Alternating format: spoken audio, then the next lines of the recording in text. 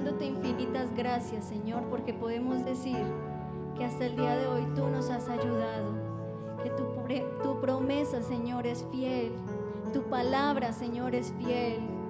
Y sabemos que cual sea la circunstancia, Señor, que vivamos, allí estás tú, bendito Dios.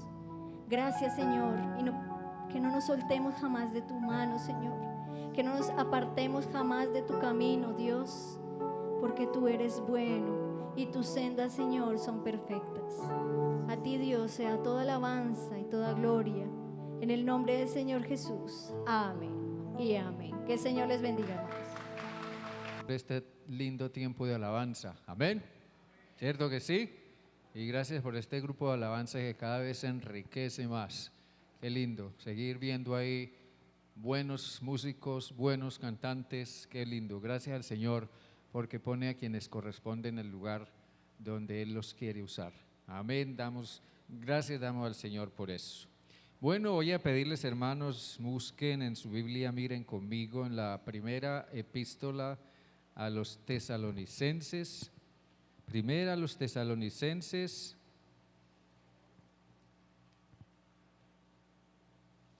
en el capítulo 1, el versículo 8.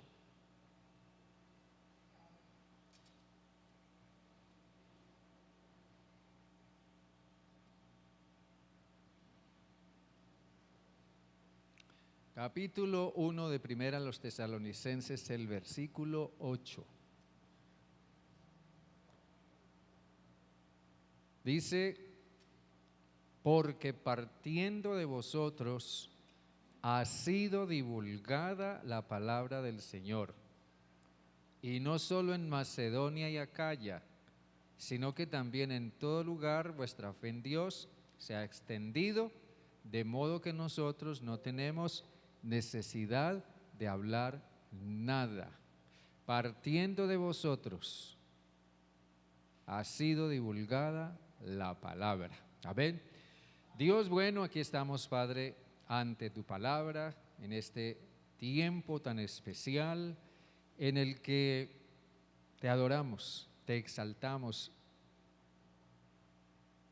Abrimos, Señor Dios, hoy todo nuestro ser, nuestro corazón a tu presencia, a tu palabra, a tu verdad. Que tu Santo Espíritu nos ilumine tanto para exponer tu palabra, para hacerla clara, pero también para entenderla, para recibirla en nuestro corazón, para sentirnos aludidos por ella. Señor, que tu palabra hable y que tu palabra haga en nosotros lo que tú quieres y que no vuelva a ti vacía.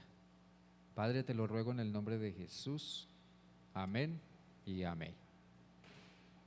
Pablo nos habla aquí de una iglesia que pudiéramos llamar una iglesia en misión.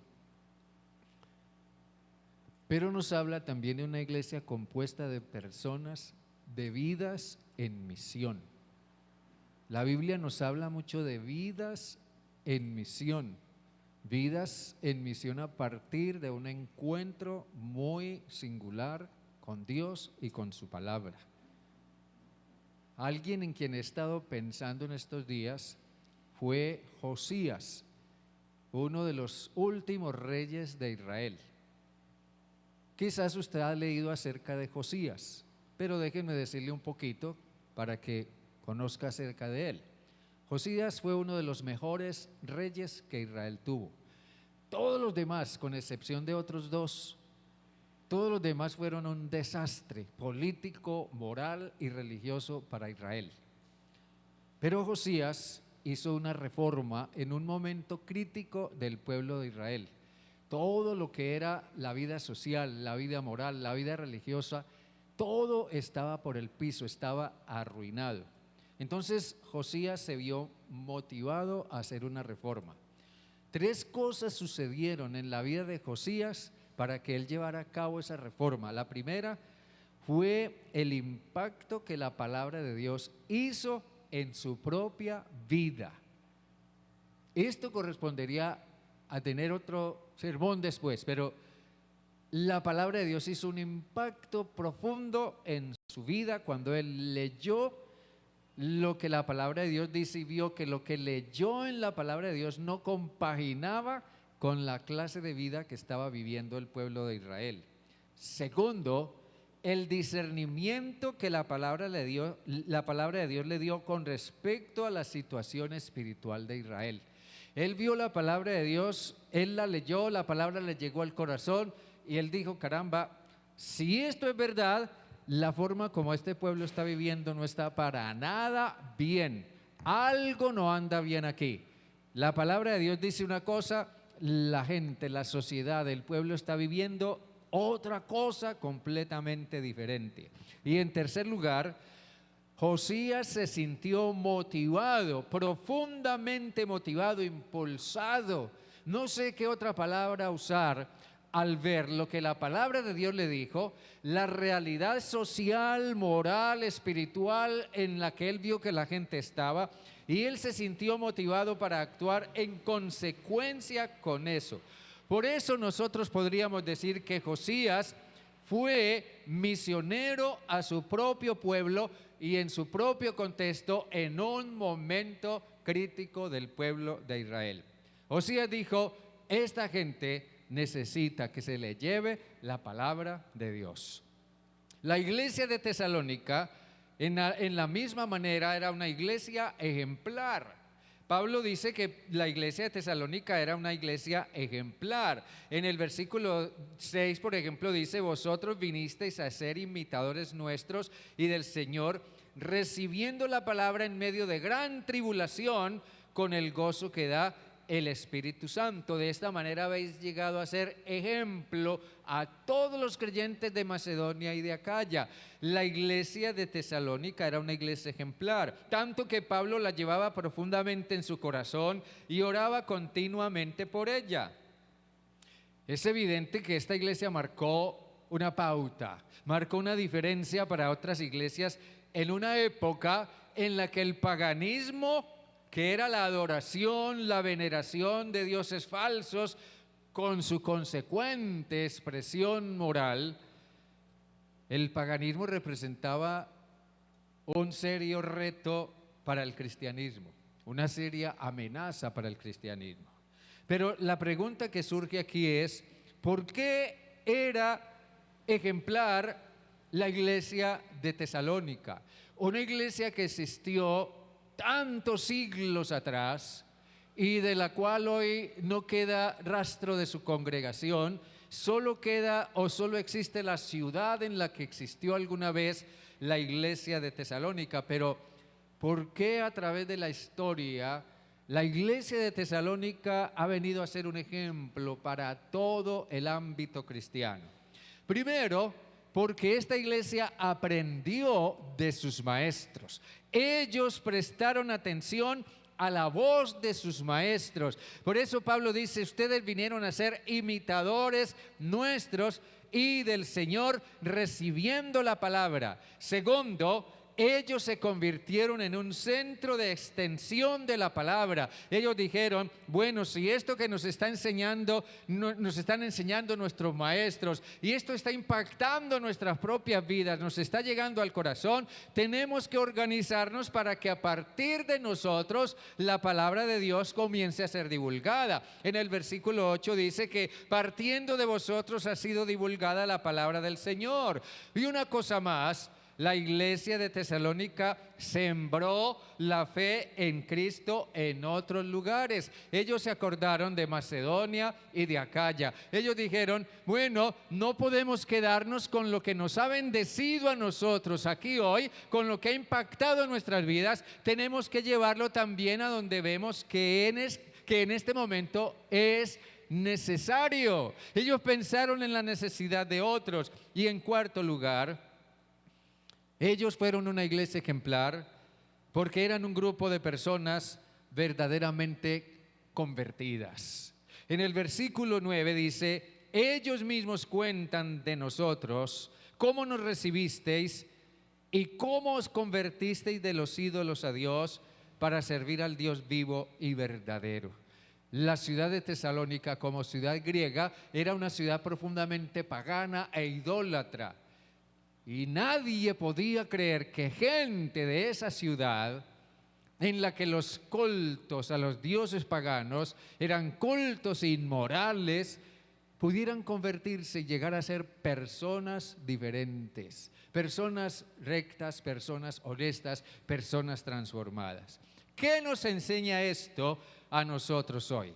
Primero, nos enseña que es la palabra de Dios la que determina la misión de la iglesia. Definitivamente es la palabra de Dios la que determina la misión de la iglesia. Es la palabra de Dios la que me impacta, es la palabra de Dios la que me llama, es la palabra de Dios la que me envía y es la palabra de Dios la que me lleva a ser usado por Dios en algún lugar, en algún contexto, en alguna manera. Entendemos por iglesia la comunidad de creyentes y seguidores de Jesucristo que son discípulos suyos y tienen vida eterna en Él. Así que como tal, la iglesia tiene una misión seria, tiene una misión pesada y tiene una misión comprometida. Y déjenme decirles esto y subrayar esto. Tiene una misión que requiere de hombres y mujeres dispuestos a servir a Dios en misión. Requiere de hombres y mujeres como ustedes, como quienes estamos hoy participando de este culto, de esta alabanza, de esta enseñanza. La misión de la iglesia nace de la palabra. Nace de la palabra primero en cuanto a lo que es la experiencia personal con la palabra. Nace de la palabra en el sentido del impacto transformador de la palabra en nosotros. Nace de la palabra en el sentido de que la hemos comprendido y se ha llegado a convertir o llega a convertirse en una carga moral. El apóstol Pablo decía escribiendo a los Corintios: yo sé que debo predicar la palabra porque me es impuesta necesidad. Pablo dice: tengo una carga moral por compartir y expresar lo que impactó mi vida y es necesario que bendiga e impacte la vida de otros. Y decía Pablo: ay de mí si no predico el evangelio. La comunidad cristiana de Tesalónica era un grupo de personas que habían sido impactados por su encuentro con la palabra de Dios, al punto que la recibieron, o sea, la aceptaron con profunda sinceridad. Y tal fue su sinceridad al aceptar la palabra de Dios, que Pablo dice que la recibieron en medio de gran tribulación. La recibieron, la aceptaron con profunda sinceridad y la prueba de esa sinceridad fue la tribulación, el sufrimiento al que se vieron expuestos cuando recibieron, acataron la palabra de Dios. Ellos estuvieron dispuestos a ser perseguidos, a ser criticados, a ser menospreciados, a convertirse incluso en objeto de burla, a ser atacados, se expusieron a todo eso porque aceptaron la palabra de Dios. Eso es lo que realmente mide la sinceridad del corazón y del corazón de ellos y del corazón nuestro. Pero la experiencia de esta comunidad nos hace pensar en lo importante que es para la iglesia tener en claro su misión. La iglesia tiene que tener en claro su misión, tanto en términos de definición como en términos de razones. O sea, debemos preguntarnos, ¿qué es la misión? ¿Te has preguntado alguna vez, hermano o hermana, qué es realmente la misión? ¿Qué hace esta iglesia, esta congregación en particular? ¿Qué hace esta iglesia en este lugar, en esta ciudad, en este contexto? Es más, ¿te has preguntado qué hago yo en esta iglesia? ¿Cuál es mi parte en esta iglesia? ¿Cuál es mi papel, mi compromiso en esta iglesia? La iglesia tiene que preguntarse qué es la misión, en qué consiste esa misión y preguntarse también por qué esa misión. Porque tenemos una misión. Dado que hemos venido a una relación con Jesucristo, hemos entrado en lo que yo llamaría la órbita de Dios. Entonces ahora estamos supeditados a Dios.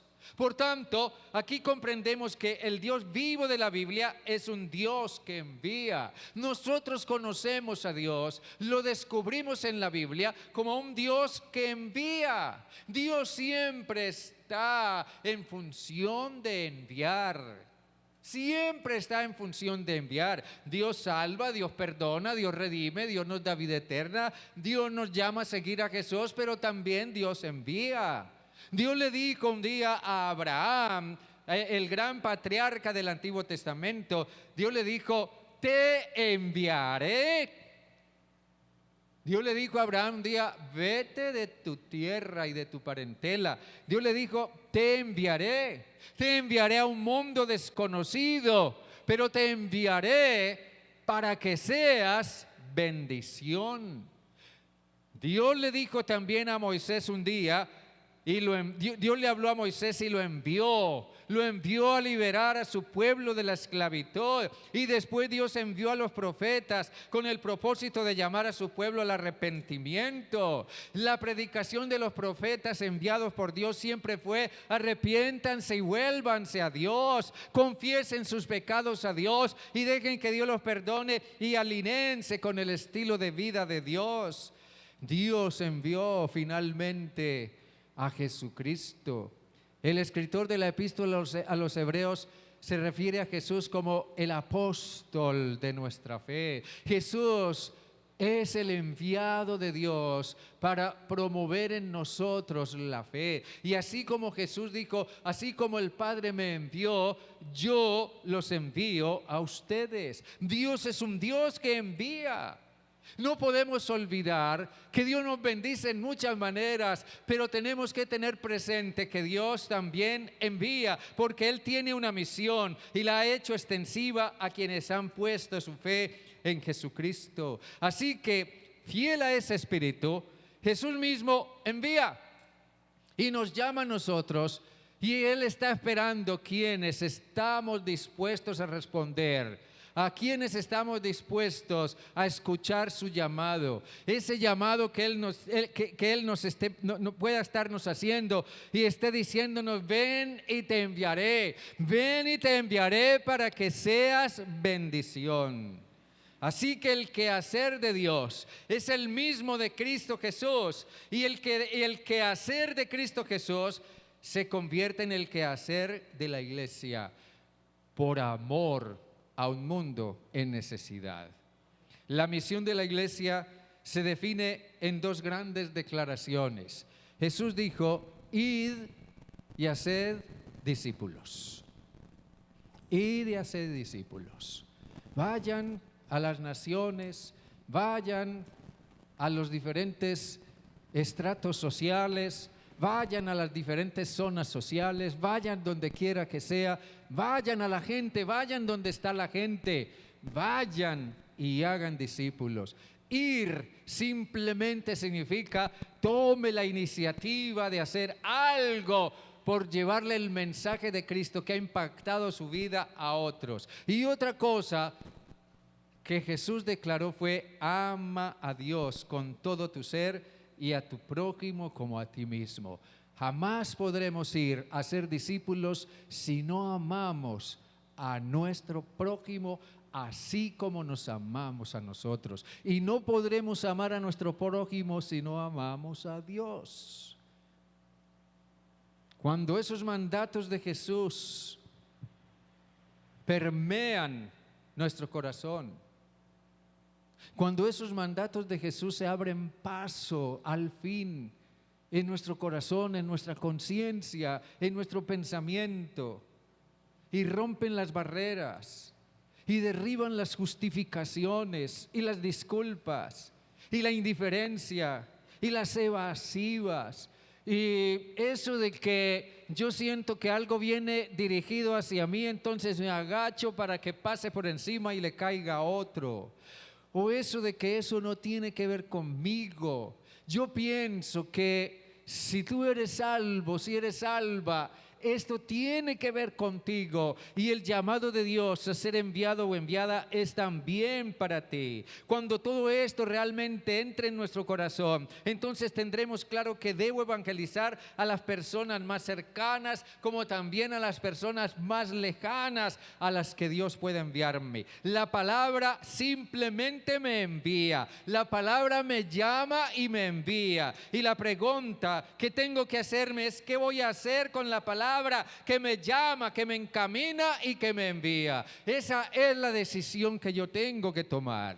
Por tanto, por otra parte, la misión de la iglesia es divulgar la palabra por todos los medios posibles. Divulgar la palabra por todos los medios posibles. El término divulgar tiene un sentido muy especial. Significa en realidad hacer eco. Divulgar significa hacer eco. Nosotros vivimos en un mundo, en medio de una sociedad que cada día, quizás por cuanto hay cada vez más conexión tecnológica en la humanidad, entre todos los seres humanos, entonces se divulgan rápidamente muchas cosas, buenas y malas, verdaderas y falsas y de todo. Todo se divulga. Alguien recibe un mensaje por allá en WhatsApp o en Facebook o por otro medio, entonces eso en alguna manera le parece interesante, entonces después simplemente le da a enviar y se lo manda a otro resto de gente. Se convierte en eco de lo que recibe, divulgando lo que recibe. Piense usted en lo que es un eco. El eco es un fenómeno físico en el que un sonido encuentra una barrera que hace que el sonido regrese al lugar de donde se originó.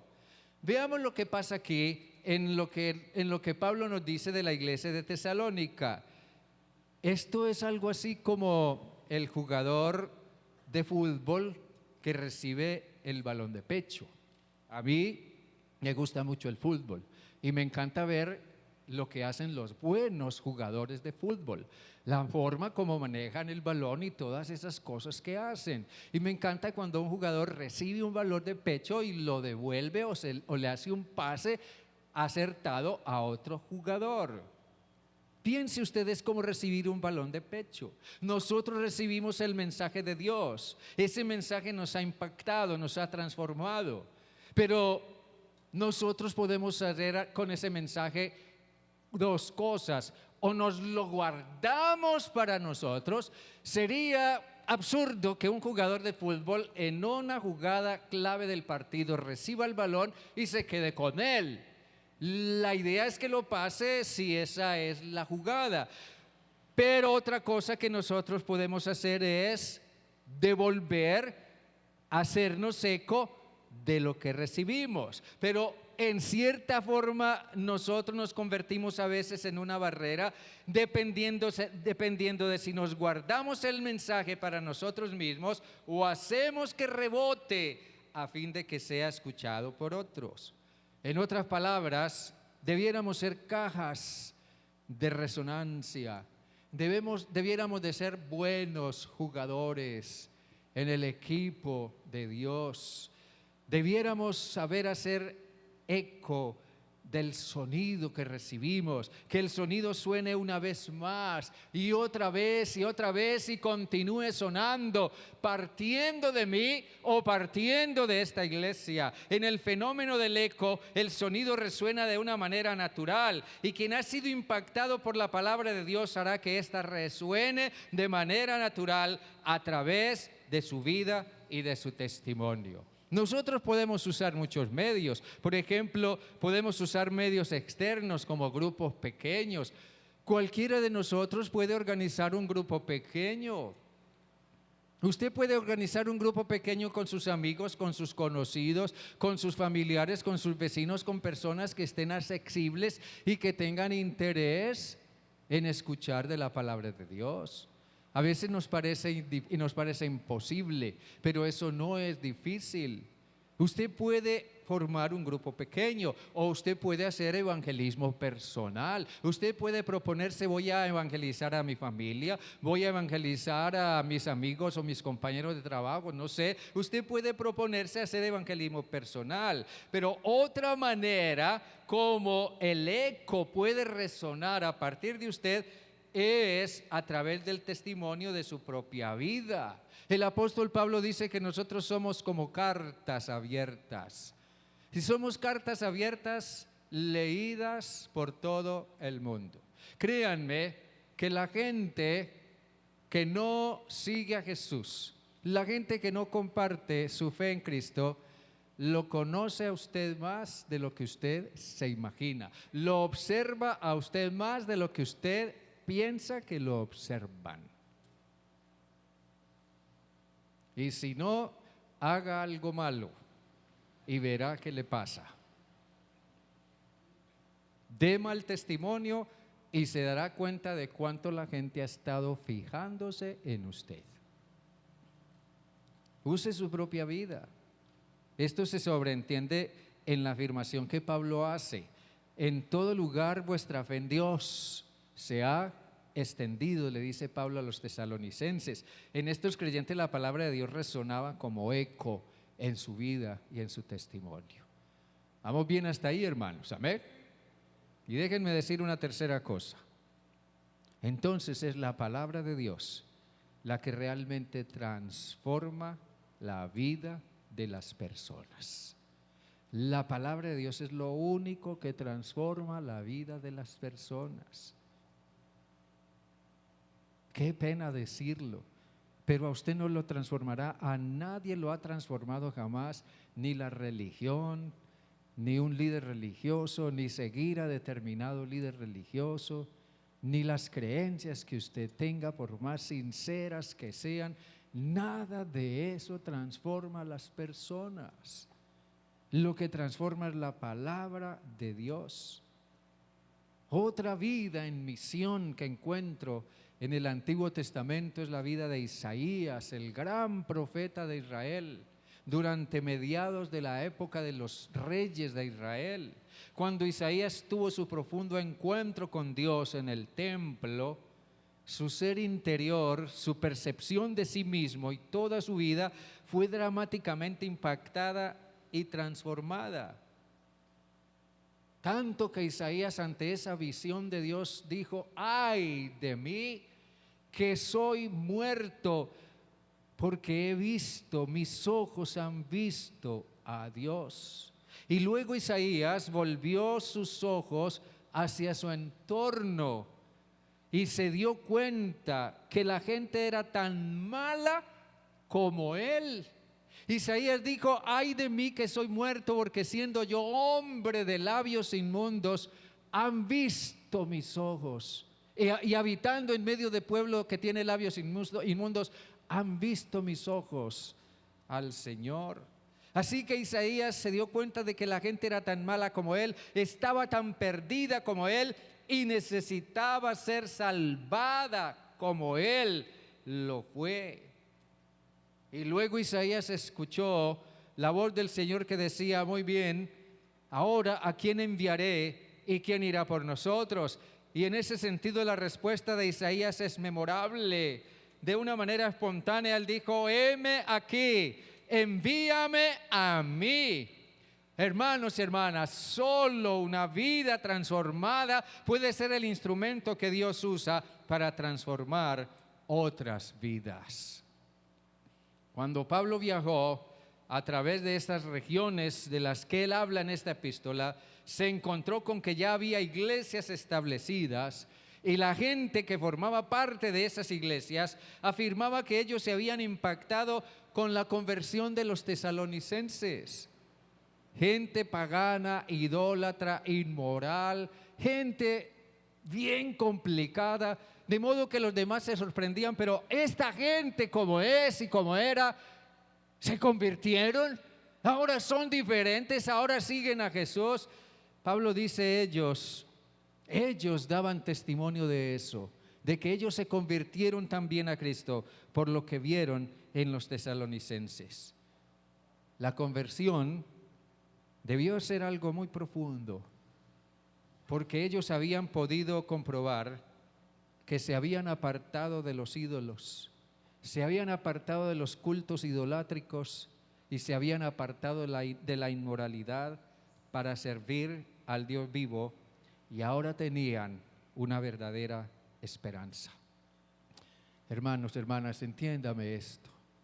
Nunca la conversión es tan profunda como cuando una persona deja sus vicios y deja sus ídolos.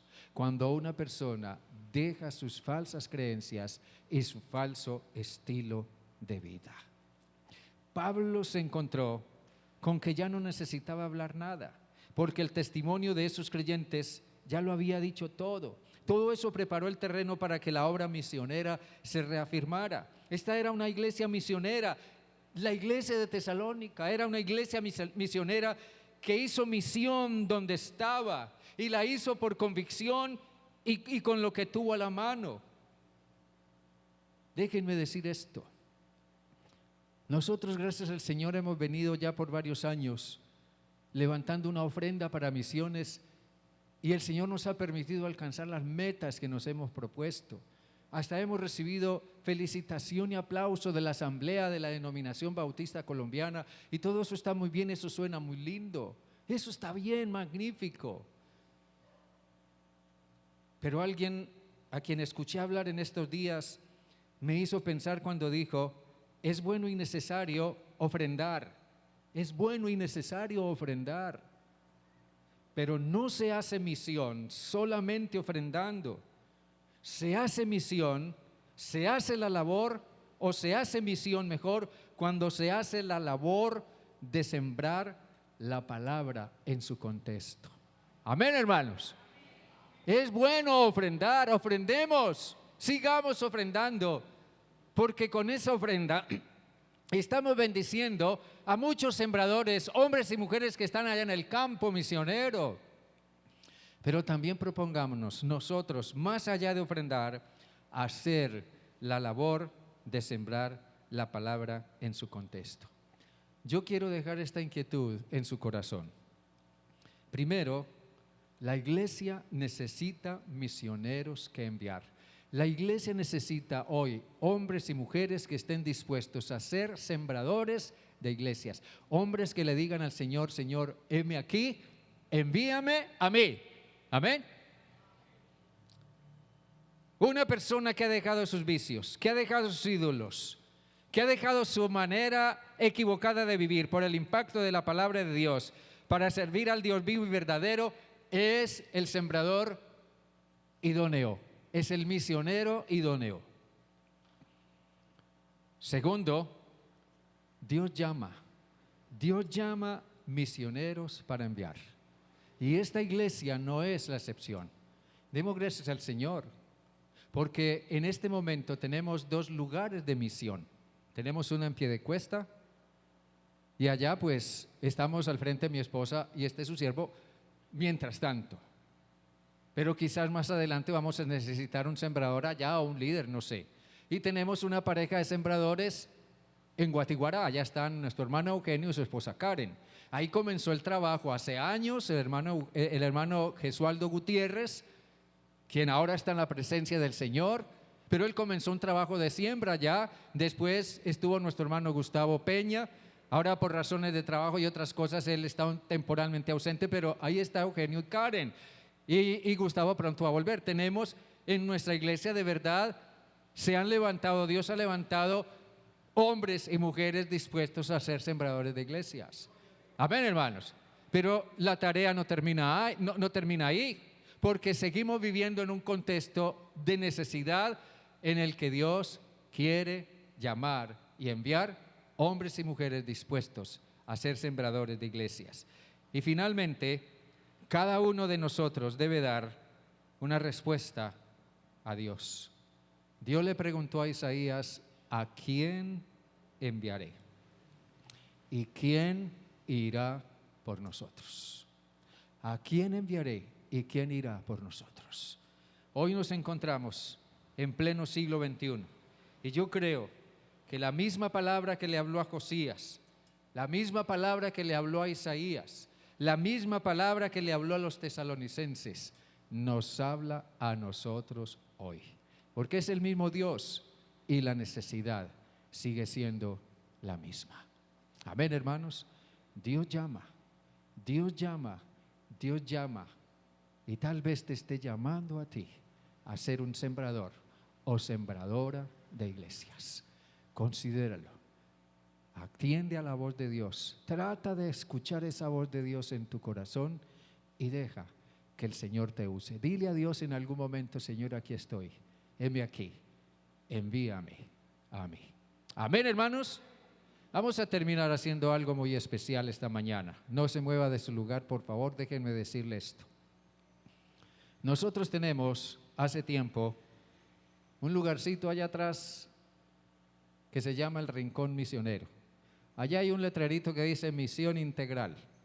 Allá estamos, tenemos información acerca de la ofrenda de misiones nacionales, tenemos información acerca de las obras nuevas en Piedecuesta, en Guatiguará, en Asomiflor. Tenemos información acerca de la Fundación Toque de Vida, porque todos esos son ministerios evangelísticos o misioneros. No sé cuántas veces usted se da una pasadita por ahí y mire cómo está siendo coloreado ese mapa, que en la medida en que va siendo coloreado significa que la ofrenda misionera va aumentando si se va alcanzando la meta. Pero esta mañana quiero que oremos por las necesidades que tienen que ver con esa misión integral de la iglesia. Voy a pedir, por favor, no vamos a tardar mucho, voy a pedir que 12 personas pasen aquí adelante, por favor. 12 voluntarios, rapidito. Tenemos aquí 2, 3, a ver, vengan por favor, 4, 5, 6, necesito otros 6. A ver, por favor, hermanos, ayúdenme. ¿Quién más? Carlito, venga, 6, hermano Victoriano, Fernando. ¿Cuántos tenemos allí ya? Necesito 12. 12. ¿Cuántos hay? Faltan 2. Esto se está acabando la oferta. Muy bien, ya tenemos 2. Hermanos, muy bien, tenemos 12 voluntarios aquí. ¿Y por qué no pensar 12 futuros sembradores o sembradores de iglesias aquí? Solo Dios lo sabe. Solo Dios lo sabe, yo no sé. Voy a pedirles, por favor, vayan allá al Rincón Misionero. ¿Y qué van a hacer? Esperen, no me vayan. Vayan allá, a este lado hay una, ¿cómo se llama eso? Unas bolsitas, y en cada bolsita hay una tarjetica con una petición. Cada uno de ustedes vaya, por favor, y toma una tarjetica de esas y vuelven acá, rapidito. Mientras tanto, nosotros vamos a tratar de formar 12 grupos. 12 grupos, a ver, por favor, 12 grupos, no sé de cuántas personas salgan. 12 grupos, formémoslos, por favor. Formen 12 grupos, de pronto sin moverse mucho de sus bancas ahí, con los que están más cerca a usted, sin moverse mucho. Formen 12 grupos.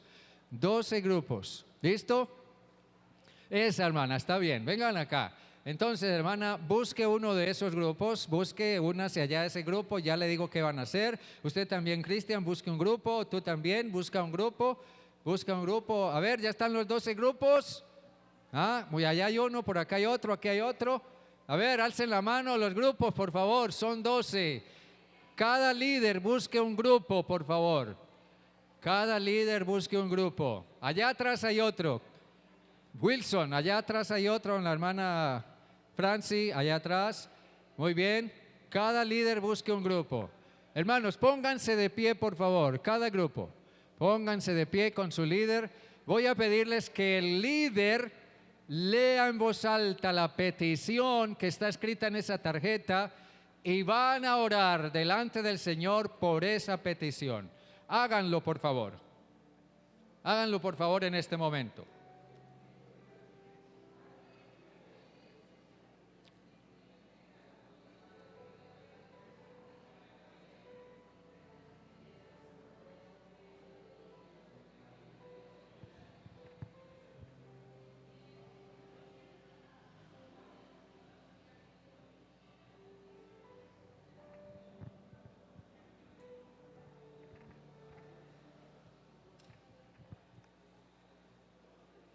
Muy bien, estemos orando, por favor, de una vez. Solo el líder ora, solo el líder. Solo el líder ora, por favor. No todos, sino el líder.